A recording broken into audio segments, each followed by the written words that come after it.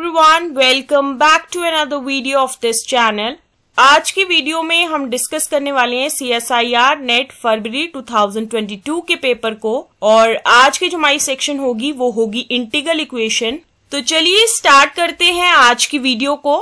आज का जो हमारा क्वेश्चन है वो बेसिकली कुछ इस तरीके का है। इसमें जो है हमें एक इंटीग्रल इक्वेशन दी गई है जिसकी फॉर्म है integral from 0 to x minus T into U of T into D T is equal to x होगा, जहां पे हमारा x जो है वो ग्रेटर देन इक्वल टू 0 है। अब इस क्वेश्चन में हमें बेसिकली क्या पूछा गया है कि अगर हमारे पास कॉन्टिन्यूस फंक्शंस u हैं जो कि डिफाइंड है इस सेमी क्लोज्ड इंटरवल 0, के ऊपर, तो उस टाइम पे ये जो हमारी गिवन इंटीग्रल इक्वेशन है इसके पास किस टाइप का सोल्यूशन होगा। और ये चीज जो है वो हमें दी गई है हमारे ऑप्शंस के रूप में। अगर मैं बात करूं ऑप्शन ए की, तो ऑप्शन ए में दिया गया है कि हमारी गिवन इंटीग्रल इक्वेशन के पास जो है यूनिक बाउंडेड सोल्यूशन होगा। ऑप्शन बी में दिया गया है कि इसके पास जो है कोई भी सोल्यूशन नहीं होगा। ऑप्शन सी में दिया गया है कि हमारी इंटीग्रल इक्वेशन के पास जो है यूनिक सोल्यूशन यू होगा और ये सोल्यूशन जो है वो सेटिस्फाई करेगा इस कंडीशन को, mod of you of x जो है वो लेस देन इक्वल टू होना चाहिए सी इंटू ब्रैकेट के अंदर है 1 प्लस मॉड ऑफ एक्स, और ये कंडीशन जो है वो सेटिस्फाई करनी चाहिए किसी कांस्टेंट c के लिए। और साथ ही साथ हमें ऑप्शन डी में दिया गया है कि ये जो हमारी इंटीग्रल इक्वेशन है इसके पास एक से ज्यादा सोल्यूशन होगा जो कि डिनोट होगा इस u से, और ये u जो है वो सेटिस्फाई करेगा इस कंडीशन को कि mod of u of x जो है वो लेस देन इक्वल टू होना चाहिए c इंटू ब्रैकेट के अंदर होगा 1 प्लस मॉड ऑफ x, और ये कंडीशन जो है वो सेटिस्फाई करनी चाहिए किसी कांस्टेंट c के लिए। तो इस क्वेश्चन में बेसिकली क्या है कि हमें 4 ऑप्शंस दिए गए हैं और हमें बताना है कि इन चारों में से करेक्ट आंसर क्या है। तो चलिए डिस्कस करते हैं इस क्वेश्चन के सोल्यूशन को। और इस क्वेश्चन के सोल्यूशन को डिस्कस करने से पहले हम डिस्कस करेंगे 2 रिजल्ट्स के बारे में जो कि हम यूज करेंगे इस क्वेश्चन के अंदर। सबसे पहले रिजल्ट में जो है हम डिस्कस करेंगे कि हमारी Volterra integral equation of first kind basically होती क्या है। तो इसमें बेसिकली क्या होता है कि हमारे पास एक लीनियर इंटीग्रल इक्वेशन होती है जिसकी फॉर्म कुछ इस तरीके की है, f of x plus lambda into integration from a to x k of x comma t into Y T into D T is equal to 0 होगा। और इस इक्वेशन के केस में क्या है कि हमारा a जो है वो एक फिक्स्ड कांस्टेंट है और साथ ही साथ x जो है वो एक वेरिएबल है। इस इक्वेशन में ये जो f ऑफ x है और साथ ही साथ k of x comma t है, ये दोनों के दोनों जो है वो नॉन फंक्शंस है। और साथ ही साथ क्या हो रहा है कि लैम्डा जो है वो एक नॉन जीरो रियल या आप कह सकते हो एक कॉम्प्लेक्स पैरामीटर है। तो इस रिजल्ट नंबर 1 में ये जो इंटीग्रल इक्वेशन है वो बेसिकली वोल्टेरा इंटीग्रल इक्वेशन है हमारी फर्स्ट काइंड की। और अब हम आ जाते हैं हमारे दूसरे रिजल्ट की तरफ जो कि है Leibniz rule of differentiation under integral sign. इसमें क्या होता है कि हम मान के चलेंगे कि f of x comma T और साथ ही साथ del f divided by del x ये दोनों के दोनों जो है वो कॉन्टिन्यूस फंक्शंस है x और t के। और इसी के साथ ही एक और चीज है कि जो पहला डेरिवेटिव होगा हमारा g ऑफ x और h ऑफ x का, ये दोनों के दोनों जो होंगे वो कॉन्टिन्यूस होंगे। तो उस टाइम पे हम ये चीज कहेंगे कि d by D X of integral from g of x to h of x f of x comma t into D T वो बराबर होगा integration from g of x to h of x del f divided by del x into D T plus f of x comma h of x into D H divided by D X minus f of x comma g of x into D G by D x. तो ये जो है हमारा result number 2 है और ये दोनों के दोनों रिजल्ट्स जो है वो हम यूज करेंगे आज के क्वेश्चन में।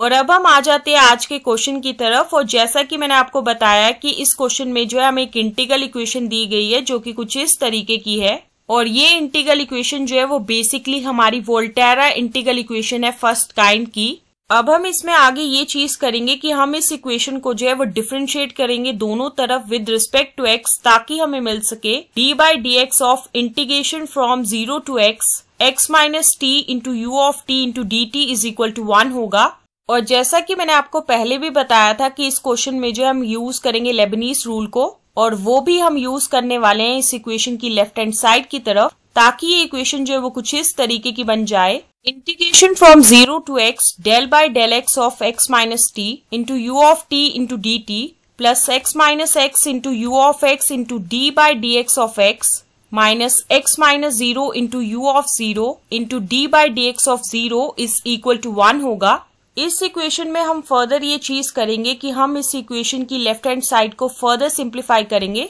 और अगर मैं बात करूं इस इक्वेशन की लेफ्ट हैंड साइड की फर्स्ट टर्म की, तो जब मैं del by del X of X minus T into U of T करूंगी तो वहां से मुझे क्या मिलेगा, यू ऑफ टी ही मिलेगा। इस इक्वेशन की ये जो दूसरी टर्म है वो 0 के बराबर होगी क्योंकि इसमें जो है x माइनस एक्स है। और साथ ही साथ इस इक्वेशन की जो थर्ड टर्म है वो भी 0 के बराबर होगी क्योंकि इस केस में d by D X of 0 है जो कि फर्दर 0 के बराबर होगा। और साथ ही साथ इस इक्वेशन की राइट हैंड साइड के ऊपर कोई भी चेंज नहीं आएगा, ये तो सेम एज इट इज ही रहेगा। तो उसके बाद ये इक्वेशन जो है फर्दर कुछ इस तरीके की होगी, integration from 0 to x u of t into D T जो है वो 1 के बराबर होगा। अब जो है हम दोबारा से इस इक्वेशन को जो है डिफरेंशिएट करेंगे दोनों तरफ विद रिस्पेक्ट टू x ताकि हमें मिल सके d by D X of integration from 0 to x u of t into D T जो है वो 0 के बराबर होगा। और इस इक्वेशन में भी जो है हम अप्लाई करेंगे हमारा लेबनीज रूल। तो उसके बाद ये इक्वेशन जो है वो कुछ इस तरीके की होगी,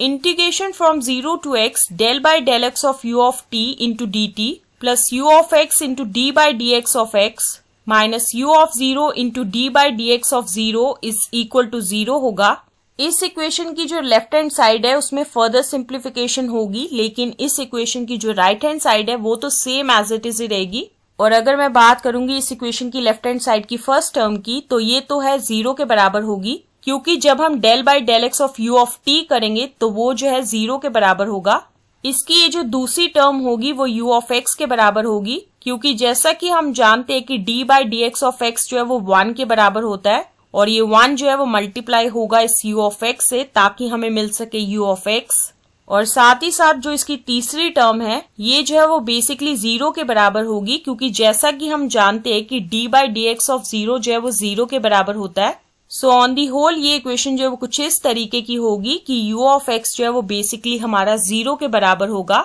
अब हम इसमें आगे ये चीज करेंगे कि हम निकालेंगे वैल्यू इस इंटीग्रल की, integral from 0 to x u of t into D T की। तो उसके लिए जैसा कि मैंने आपको बताया कि हमारा u ऑफ x जो है वो 0 के बराबर आया, तो यहाँ से हम ये चीज कह पाएंगे कि u ऑफ t जो है वो 0 के बराबर होगा। और जब हम कैलकुलेट करेंगे इस इंटीग्रल की value, integral from 0 to x u of t into D T, तो ये तो बेसिकली 0 के बराबर आएगा। लेकिन अभी हम डिस्कस करके आए कि integral from 0 to x u of t into D T जो है वो 1 के बराबर है और हमारे u of x equal to 0 के केस में क्या हो रहा है कि ये इंटीग्रल जो है वो 0 के बराबर आ रहा है ना कि 1 के। तो इस केस में बेसिकली हमें एक कॉन्ट्रडिक्शन मिल रही है। तो यहाँ से हम ये चीज कह सकते हैं कि जो इंटीग्रल इक्वेशन हमें इस क्वेश्चन में दी गई है उसके पास कोई भी सोल्यूशन नहीं होगा और ये बात जो है वो मैच कर रही है हमारे ऑप्शन बी से। तो इसी वजह से जो है ऑप्शन बी जो है वो बिल्कुल सही है और बाकी के सभी ऑप्शंस जो है वो गलत है। और इस क्वेश्चन के सोल्यूशन के साथ ही हम एंड करते हैं आज की वीडियो को